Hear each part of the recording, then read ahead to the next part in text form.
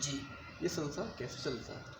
ये संसार कैसे चलता है? देखो, संसार चलने के लिए बहुत सारे भौतिक जीवन में और भौतिक समाज की दृष्टि से दो प्रकार से चलता है, एक नकारात्मक रूप में और सकारात्मक रूप में। और ब्रह्म वाक्य में कहा गया है कि जो ये संसार है वो विचारों से चलता है। जैसे मेरे विचार सकारात्मक हैं, तो जो सकारात्मक विचार हैं तो मेरी सकारात्मक ऊर्जा होती है। अगर मेरे विचार नकारात्मक है तो नकारात्मक ऊर्जा होती है। तो ये जो संसार है वो विचारों से चलता है।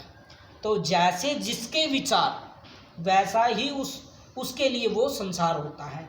जैसे कि हमने देखा है कि किसी के मन में दुविधा है किसी चीज़ को लेकर, उसको जब तक सामने प्रकट नहीं करेंगे वो समस्या तो तब तक उसका कोई समाधान नहीं होगा।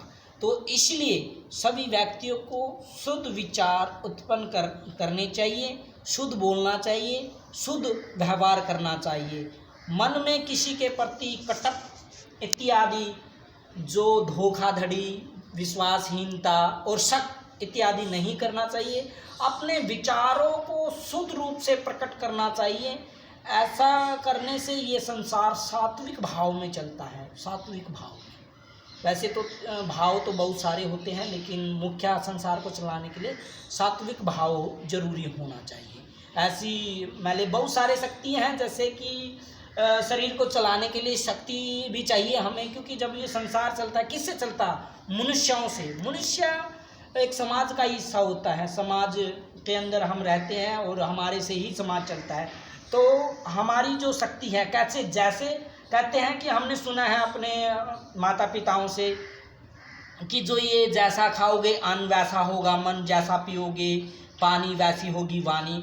तो वाणी जो बोलने का है, क्योंकि हमारे मन के अंदर क्या विचार उत्पन्न हो रहे हैं, विचारों से ही ये संसार का माले क्रियाकलाप चलता है। जितनी भी भौतिक जीवन में जो भी कार्य हो रहा है, कि कोई नाच रहा है, कोई कूद रहा है, कोई खेल रहा है, कोई सो रहा है, कोई डोल रहा है, कोई कुछ खरीद रहा है, किससे?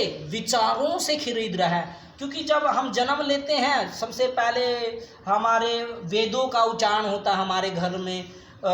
बच्चे के कान में ओम का उच्चारण करके गायत्री देवी का उच्चारण करते हैं, क्यों? ताकि वो बोले, अच्छा बोले। क्योंकि जो इस संसार में जो आते हैं उसको सकारात्मक रूप में उनको संस्कार देने चाहिए, जो कि आजकल के माता पिता नहीं दे पाते। तो हमें कलयुग में ऐसा सिस्टम करना चाहिए जिससे सभी प्रकार के विचार सौम्य हो, सरल हो, स्वभाव हो।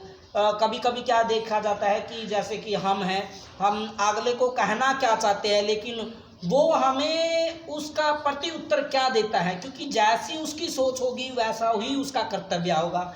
जैसे हमारी सकारात्मक सोच है सभी के प्रति, लेकिन किसी व्यक्ति के मेरे प्रति नकारात्मक है, तो इसका मतलब उसका जो व्यवहार है वो नकारात्मक रूप का व्यवहार है, जो कि उस संसार को चलाने में ऊर्जा जो उसकी लग रही है, नकारात्मक ऊर्जा बहुत ज़्यादा होती है, सकारात्मक ऊर्जा बहुत कम होती है, और इससे ही संसार चलता है।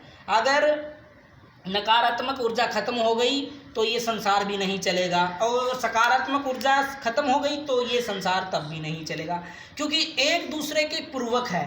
जैसे कि दक्षिण दिशा और उत्तर दिशा दोनों चुंबकीय बल को ऐसे खींचते हैं, वो शक्ति के कारण खींचते हैं। इसी प्रकार हमारे विचारों का दोग में, इस संसार में वो आपस में विचारों को खींचतान होती है, जिसकी वजह से वाद विवाद होता है और लड़ाई झगड़े में परिवर्तन होता है। इसलिए हमें सदैव सकारात्मक रूप से सोचना चाहिए, और उसी के सकारात्मक रूप सोचने से ही ये संसार भली भांति चलता रहेगा।